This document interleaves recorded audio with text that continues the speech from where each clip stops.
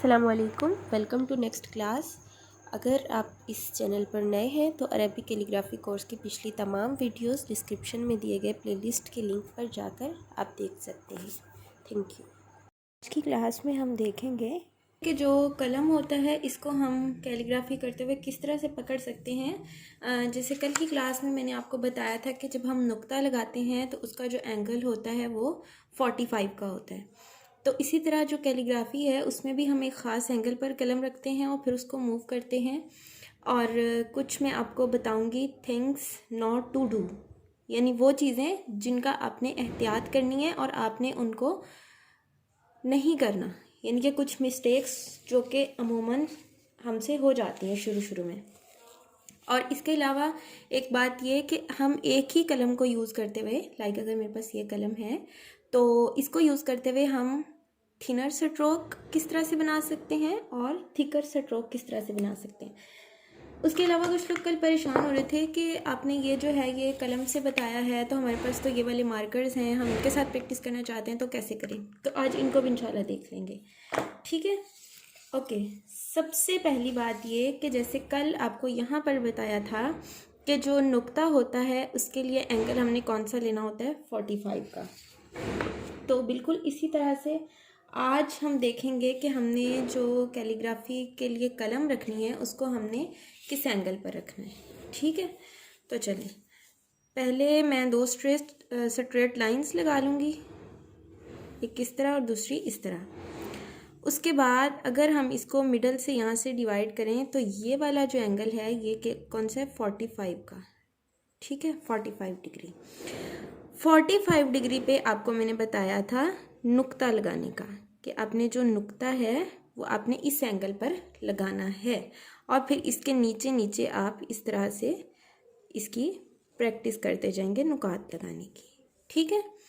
ये तो वो चीज़ है जो हम कल पढ़ चुके थे और इसका मैंने थोड़ा सा आपको आज रिकैप दिया है, क्योंकि एक मुझे मैसेज आया था कि शायद उनको नुक्ता लगाने के एंगल की समझ नहीं आई है, तो इसलिए मैंने सोचा कि मैं आपको थोड़ा सा इसका दोबारा बता दूं। तो अब इंशाल्लाह मुझे उम्मीद है कि आपको समझ आई होगी कि जो आपने कलम रखनी है वो आपने 45 के एंगल पर रखनी है और फिर आपने उसको यूँ इस तरह मूव करना है अपने राइट हैंड साइड की तरफ।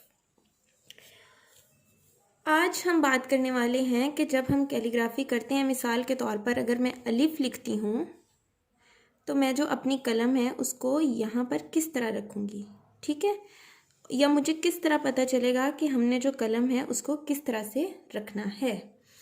तो हमने किस तरह रखनी है कलम, ये एंगल है 45 का और यहाँ पर तकरीबन 70 और 80, ये अप्रोक्सीमेटली है, ठीक है। कोई मेजरमेंट्स मैं एज सच नहीं यहाँ पर कर रही हूँ कंपास से, लेकिन ये 70 to 80 का जो एंगल होता है इसके दरमियान में हमने अपनी कलम को रखना होता है, यानी कि यहाँ पर, ठीक है। अगर आपने कोई लफ्ज़ लिखना है तो आप यहाँ पर अपनी कलम रख के उसको मूव करेंगे इस तरह, ठीक है। अच्छा, ये बात आपको पता चल गई कि आपने अपना कलम रखना है इस तरह, और अब आपने किस तरह नहीं रखना वो मैं बताने लगी हूँ, ध्यान से सुनिएगा। आपने अपना कलम बिल्कुल इस तरह नहीं रखना, बिल्कुल चौड़ाई के रुख रख के इसको यूँ नीचे को मूव नहीं करना, ये स्ट्रोक बहुत ज़्यादा थिक बनेगा, इस चीज़ को आपने अवॉइड करना है, ये चीज़ आपने नहीं करनी, ठीक है। उसके बाद ये देखें, अब मैंने आपको बताया है कि आप 70 to 80 के दरमियान जो है वो अपना कलम रख सकते हैं। तो मैंने अगर लाइक यहाँ पर रख के स्टार्ट किया तो अगर आप यहाँ पे भी अपना कलम रख के स्टार्ट करते हैं नीचे को तो कोई प्रॉब्लम नहीं है, ठीक है। ओके, अब हम देखेंगे कि हम एक ही कलम को इस्तेमाल करते हुए, लाइक ये कलम है तो इसको इस्तेमाल करते हुए हम थिकर स्ट्रोक किस तरह बना सकते हैं और थिनर स्ट्रोक हम किस तरह बना सकते हैं। उससे पहले मैं आपको एक बात बता दूं कि मैं स्ट्रोक का जो लफ्ज़ है वो बार बार बोल रही हूँ, तो स्ट्रोक से मुराद होता है ये, ठीक है। हम कलम से जो एक कोई भी चीज़ यानी कि लफ्ज़ लिखते हुए, लफ्ज़ या हर्फ लिखते हुए हम कुछ भी जो है वो कलम के साथ हम लगाते हैं तो उसको हम क्या बोलते हैं, स्ट्रोक बोलते हैं। ठीक है, जैसे मिसाल के तौर पर ये मैं इसका स्ट्रोक लगा रही हूँ।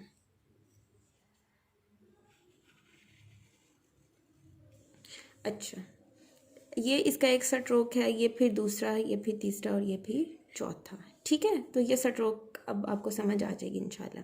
अच्छा, आप देख रहे हैं कि ये जो हिस्सा है ये भी मैंने इसी कलम से लिखा है और जो ये वाली नोक है ये भी मैंने इसी कलम से बनाई है।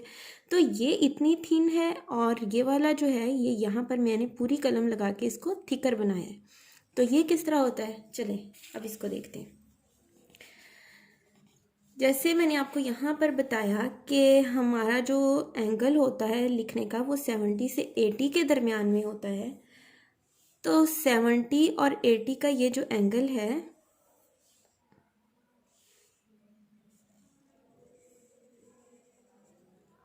ये वाला, इसको हम एंगल ऑफ इम्पैक्ट बोलते हैं। ठीक है, एंगल ऑफ इम्पैक्ट।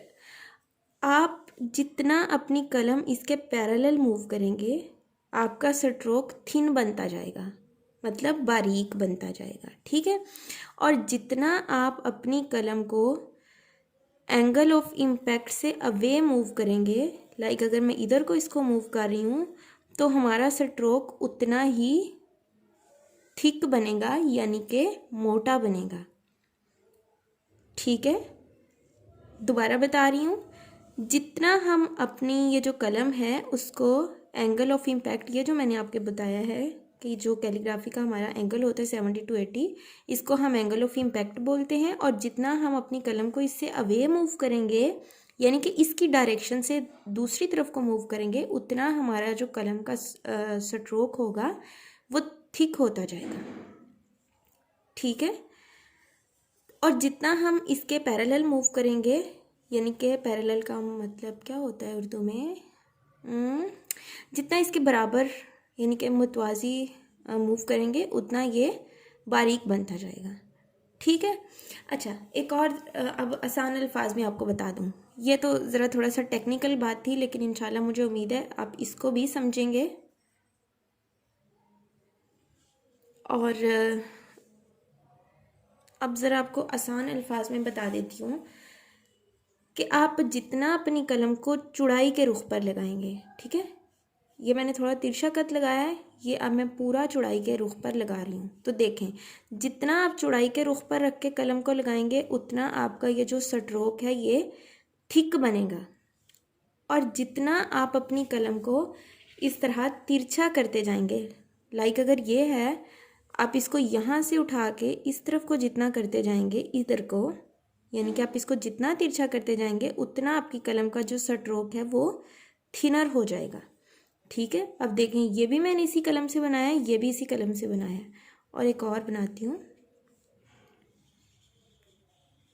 ये वाला, ये भी अब मैंने इसी कलम से बनाया है। तो तीनों में फ़र्क क्या है, तीनों में फ़र्क है इनके ये एंगल का। ठीक है, इसका एंगल बिल्कुल सीधा है, इसका थोड़ा उससे एंगुलर है, और ये बिल्कुल बारीक है और इसको यूं कलम को खड़ा किया है। सिंपल बात ये है कि आप जितना अपनी कलम को यूं नीचे लगाएंगे उतना आपका स्ट्रोक थिक बनेगा, और जितना आप अपनी कलम को इस तरह खड़ा करते जाएंगे उतना आपका स्ट्रोक थिन बनेगा। मिसाल के तौर पर जो ये वाला स्ट्रोक मैंने बनाया था यहाँ पर, तो ये मैंने आखिर पर क्या किया, मैं यूं कलम को लेकर आ रही थी और मैंने अपनी कलम को इस तरह से खड़ा कर दिया, तो ये जो थिन स्ट्रोक है वो हमारे पास आ गया। ठीक है, तो ये हमारी आज की क्लास थी कि हमने कलम को पकड़ना किस तरह से है और हमने इसको थिक और थिन स्ट्रोक कैसे बनाना है एक ही कलम का इस्तेमाल करते हुए। ठीक है, अच्छा अब आपने जो प्रैक्टिस करनी है वो मैं आपको बता दूं कि आपने प्रैक्टिस क्या करनी है। आपने अपनी कलम के साथ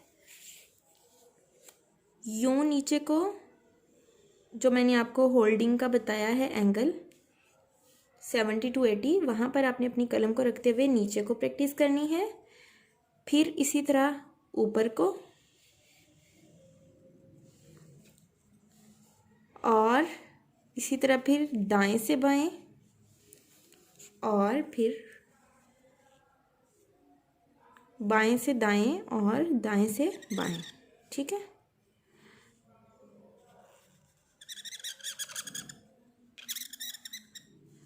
ये। और इसके अलावा एक आपने प्रैक्टिस करनी है, अपनी कलम को यूं रख के इधर को और फिर इसके ऑपोजिट डायरेक्शन में इधर को, ठीक है।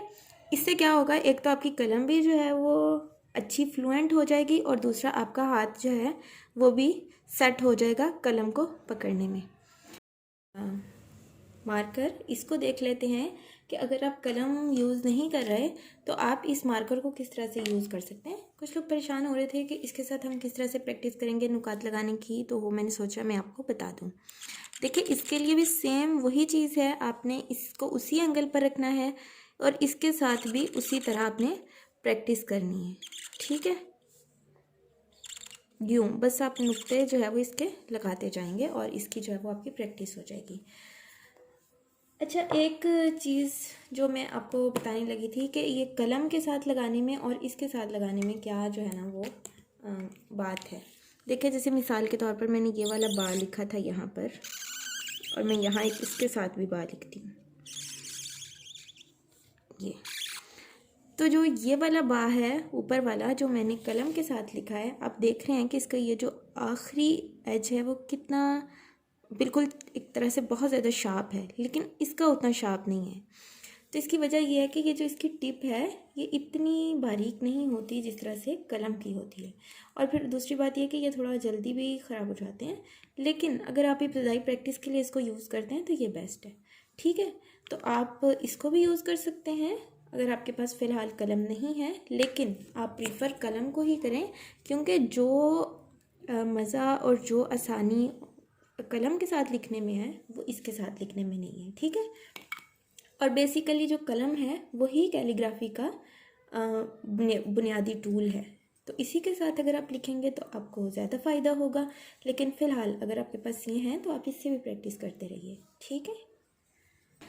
तो अगर आपने पिछली क्लास अभी नहीं देखी है जिसमें हमने नुक्ता लगाना सीखा था, ये वाली क्लास, तो आप वो भी देख लें और ये जो आज आपको समझाई है इसकी भी प्रैक्टिस कर लें और मुझे बताइएगा कि आपको कैसी लगी क्लास, समझ आई है, नहीं आई है, या जो भी आपका फीडबैक हो वो मुझे बताइए। और इसको शेयर कीजिएगा अगर आप समझें कि आपको इससे फ़ायदा हुआ है और दूसरों को भी होना चाहिए, तो इसको शेयर कीजिएगा, ठीक है। इंशाल्लाह मिलते हैं नेक्स्ट क्लास में और तब हम कुछ मज़ीद नया सीखेंगे।